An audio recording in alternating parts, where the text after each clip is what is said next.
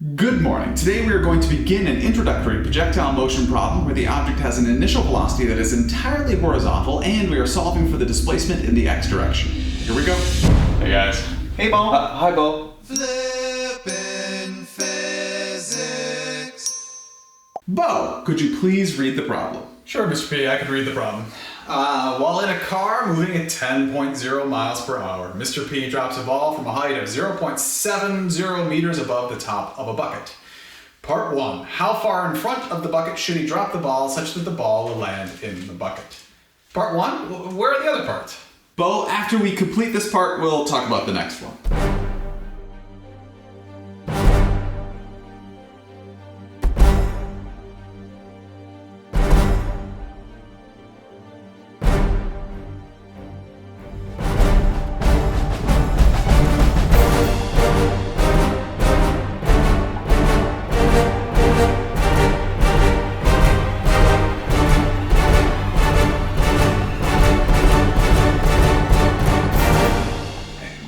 Mr. P holding the ball, is it? I think it's one of his kids. Billy, could you please start translating the problem? We should list our known values. True, but how specifically should we start listing our known values? Remember the ball is flying through the vacuum that you can breathe in 2 dimensions? Yeah, the ball is in projectile motion, so we should split our known variables into the x and y directions. Yes. Bobby, could you please start listing our known values in the x and y directions? The displacement in the y direction is 0.70 meters. Careful, displacement is a vector, has both magnitude and direction. Yeah, so delta y is down, so it should be negative 0.70 meters. What else? Bo? The acceleration in the y direction is negative 9.81 meters per second squared. And Billy? In the y direction, the object has a constant acceleration, so we can use the uniformly accelerated motion equation. It's in free fall. Sure, you can use the UAM equations in the y direction, and in the x direction, the ball is moving at a constant velocity. And I wrote those down. However, in the future, I'm not going to because this is how projectile motion works.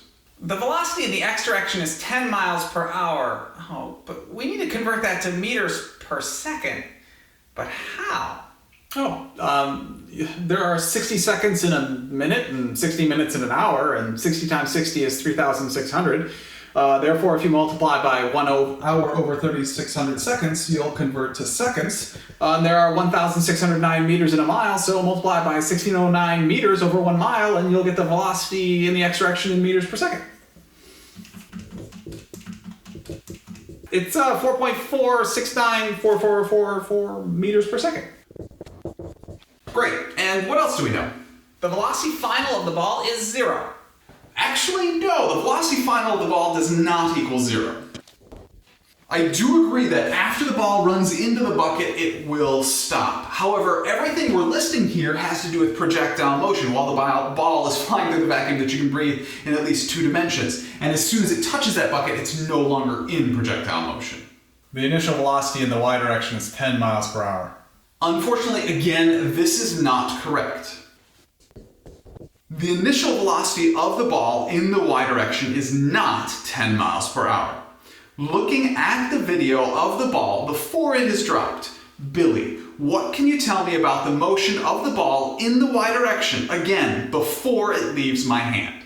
Oh, I see. The ball isn't moving up or down. Yeah, so it's the initial velocity in the y direction is 0. Correct. Before the ball is dropped, it isn't moving in the y direction. Therefore, its initial velocity as it's being dropped in the y direction is equal to 0. I also wrote down that the displacement in the x direction is equal to question mark because that's what we're trying to find. I know it was in our picture, but I figured it would be good to have it listed among our givens as well. Now, we have all our known values listed. Who can tell me which direction we should start with and why? We should start in the y direction because we know 3 of the variables. We only know 1 in the x direction, which means we can't work with the x direction yet because we need to know 2 variables there. Yes, we know 3 variables in the y direction, and therefore we should start there. And what, Bobby, are we going to solve for? You just wrote it on the board. We're trying to find the displacement in the x direction. Yes, you are correct. The displacement in the x direction is what we're trying to find in the problem. However, we can't actually solve for that directly. There's something else we have to solve for first. We're looking for the change in time because it's a scalar. Very nice, yes. Billy, could you please find the change in time using the y direction? We can use the equation change in position in the y direction equals the velocity initial in the y direction times the change in time plus 1/2 times the acceleration in the y direction times the change in time squared. We can plug in the numbers to get negative 0.7 equals 0 times the change in time plus 1/2 times negative 9.81 times the change in time squared. 0 times anything is 0, so that part goes away, and we can multiply the whole equation by 2. Which gives us 2 times negative 0.7 equals negative 9.81 times the change in time squared. Divide both sides by negative 9.81 to get the change in time squared equals 2 times negative 0.7 divided by negative 9.81. And then we can take the square root of the whole thing to get the change in time equals the square root of 2 times negative 0.7 divided by negative 9.81, which works out to be 0.377772 seconds.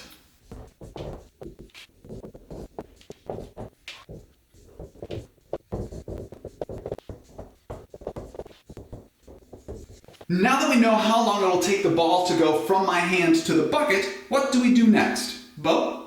Well, because change in time is a scalar and therefore independent of direction, we can use the change in time in the x direction. So we should use the equation velocity in the x direction equals the change in displacement. Actually, remember it's change in position. That x means position and delta means change in. So delta x is the change in position of the object or the displacement of the object. Right, thank you. Velocity in the x direction equals the change in position over the change in time. Multiply through by the change in time to get displacement equals velocity in the x direction times the change in time. And we have numbers, so it's 4.46944444 times 0.377772, which works out to be 1.68843, or with 2 sig figs, 1.7 meters.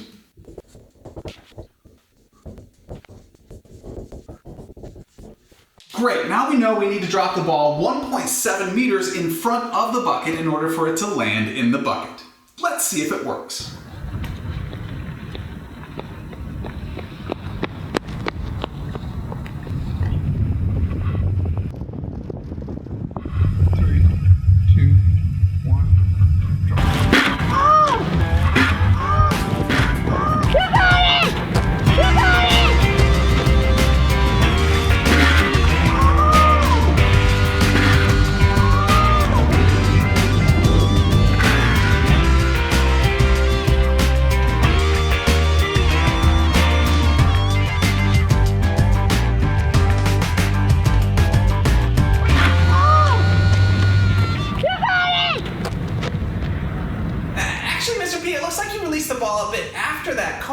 And you should have released it right at the cone because the cone is 1.7 meters in front of the bucket. Yeah, that is kind of strange. That's probably because of air resistance, right, Mr. P? Okay, well, yes. So there is air resistance, and it does make a difference, but you might be surprised to learn that it actually only decreases the displacement in the x direction of the ball by less than 1 centimeter. What actually has a much larger effect on the ball is the speed of the car, which is a variable that was actually really difficult to control. It turns out if you decrease the speed of the car by 0.5 miles per hour, you decrease the displacement in the x direction of the ball by more than 8 centimeters, which made this a very imprecise experiment, but it sure was fun. And trying to drop the ball at the right time was actually also very difficult. Oh, okay, that makes sense. Okay. Of course, we aren't actually done with the problem. This was just part 1. What we're going to do in our next lesson is we are going to determine the final velocity of the ball right before it strikes the bucket. Hopefully, I will see you there soon.